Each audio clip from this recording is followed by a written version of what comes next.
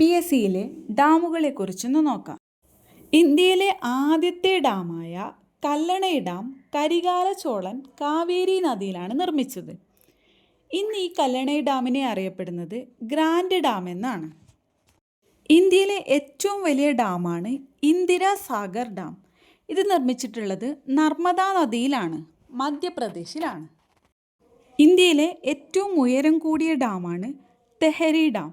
261 metre ആണ്. ഇത് ഭഗീരഥി നദിയിൽ ഉത്തരാഖണ്ഡിലാണ് നിർമ്മിച്ചിട്ടുള്ളത്. ഈ തെഹരി ഡാമിനെതിരെ വന്നൊരു മൂവ്മെൻ്റാണ് ആൻറ്റി തെഹരി മൂവ്മെൻറ്റ്. ഇതിന് നേതൃത്വം നൽകിയത് സുന്ദർലാൽ ബഹുഗുണയാണ്. ഇന്ത്യയിലെ ഏറ്റവും നീളം കൂടിയ ഡാം ഹിരാക്കുഡ് ഡാമാണ്. ഒഡീഷയിലെ മഹാനദിയിലാണ് ഇത് നിർമ്മിച്ചിട്ടുള്ളത്.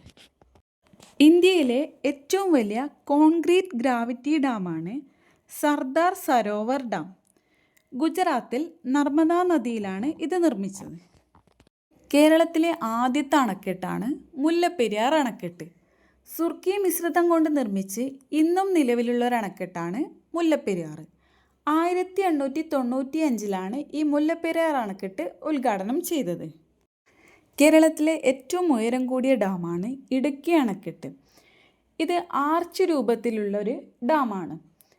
കുറവൻ കുറത്തി മലനിരകൾക്കിടയിലാണ് ഇത് നിർമ്മിച്ചിട്ടുള്ളത്. കേരളത്തിലെ ഏറ്റവും നീളം കൂടിയ ഡാമാണ് മലമ്പുഴ ഡാം. ഭാരതപ്പുഴയിലാണ് നിർമ്മിച്ചിട്ടുള്ളത്, പാലക്കാട് ജില്ലയിൽ. മലമ്പുഴ അണക്കെട്ടുമായി ബന്ധപ്പെട്ടൊരു ഉദ്യാനമാണ് മലമ്പുഴ ഗാർഡൻ. പ്രശസ്തനായ കാനായി കുഞ്ഞിരാമൻ്റെ ശില്പമായ യക്ഷിപ്രതിമയെല്ലാം സ്ഥിതി ചെയ്യുന്നത് ഇവിടെയാണ്.